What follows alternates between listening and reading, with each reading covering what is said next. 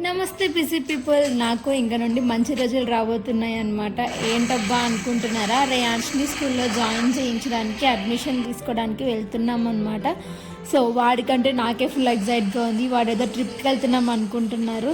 But schools ఒక 2-3 schools చూసి మనకి ఫీజెస్ అవన్నీ మంచిగా ఉన్నాయా, మనకి సెట్ అవుతున్నాయా, అంటే మన రేంజ్లో ఉన్నాయా అని చెప్పి చూడడానికి వెళ్తున్నాం అనమాట. అలాగా ఇక్కడ అంగన్వాడీ స్కూల్స్ ఉండవు.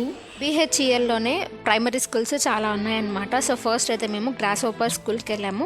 మొత్తం బాగుంది, నాకు బాగా నచ్చిందనమాట. ఎన్వైర్న్మెంట్, ఆ ఓపెన్ స్పేస్, ఆడుకునేదానికి టాయ్స్ ఇవన్నీ.